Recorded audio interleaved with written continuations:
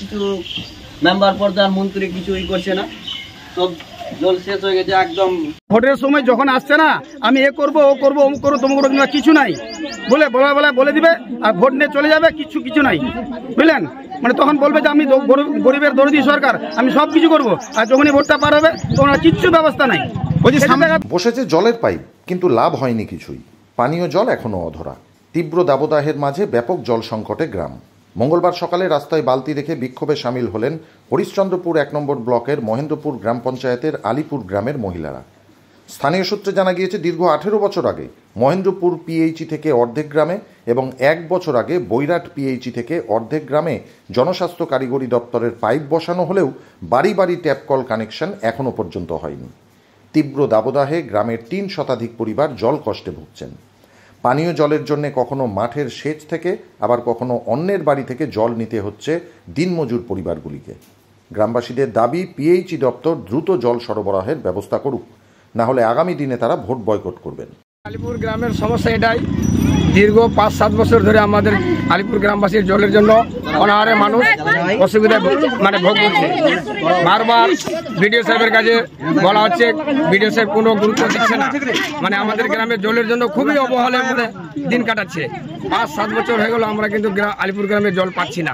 গ্রামে কি পাইপ বসানো হয়েছে? গ্রামে পাইপ বসানো হয়েছে, 5-7 বছর হয়ে গেল পাইপ বসানো, তা সত্ত্বেও আমরা গ্রামে কিন্তু 1 ফোঁটা জল পাইনি এখনো। পুরো গ্রামে একদম জলের জন্য খুব অসুবিধায় পড়ে আছে। বাড়ি বাড়ি কোনো কানেকশন হয়নি? বাড়ি বাড়ি কানেকশন, কিছু বাড়ি কানেকশন হয়েছে, কিন্তু জল এখনো পৌঁছায়নি। তো কোন এলাকায়? আমাদের এখনো কোনো কানেকশন নাই, খালি বলছে আজকে দেবো কালকে দেবো, কিন্তু কোনো গুরুত্ব নিচ্ছে না।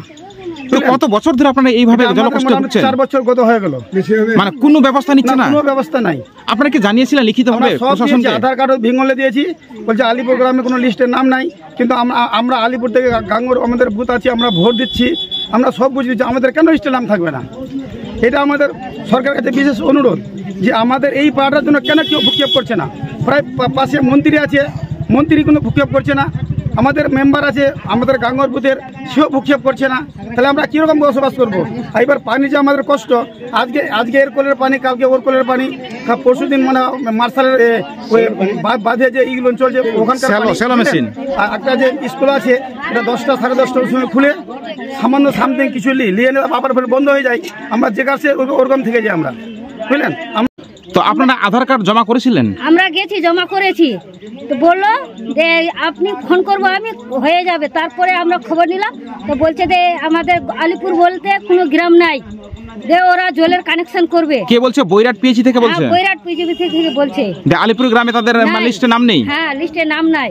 তো যখন মহেন্দ্রপুর গেলেন তখন মহেন্দ্রপুর কি বলছে? মহেন্দ্রপুর বলছে যে আমাদের ওদিকে গঙ্গর মজার আমাদের হিসেব করছে না, আমাদের এলাকায় নাই। তাহলে আলিপুর বৈরাট বলছে এক কথা, মহেন্দ্রপুর এক বলছে, তো আপনারা তো এখন বড় সংকটে পড়ে গেছেন। যেমনি অনাথ আশ্রমে একটা মেয়ে বাচ্চা থাকছে, বাবাও নাই, মেয়েও নাই, মাও নাই, অমনি আমাদের হয়ে গেছে। তো আপনারা কিসের জল পান করছেন? দেখুন ওই যে নলকূপের জল কিন্তু উঠছে না, ওইভাবে একটু কষ্ট করে উঠাই নিয়ে, আর পুকুরে স্নান করছি, কিন্তু একটু কষ্ট নলের জল নিয়ে আমরা খাওয়া দাওয়া হচ্ছে। এই গ্রামে এসে কোনো সাবমার্শাল নেই আপনাদের? না, আছে, কিন্তু মার্শালটা হয়ে গেছে, খারাপ হয়ে গেছে, বন্ধ হয়ে গেছে। তো আপনারা জল পান করছেন কোন সাবমার্শাল থেকে বা কোথা থেকে নিয়ে আসছেন? ওই স্কুলের থেকে টাইম, স্কুলের টাইম 10-11টার সময় খুলছে, ওই সময় সবাই নিয়ে নিচ্ছে বালতিরে বা পয়সা নিয়ে জল ব্যবহার করছে, আবার বন্ধ হয়ে গেলে কোনো ব্যবহার হচ্ছে না। তো একটাই। ব্যুরো রিপোর্ট, সংবাদ বাংলা টিভি।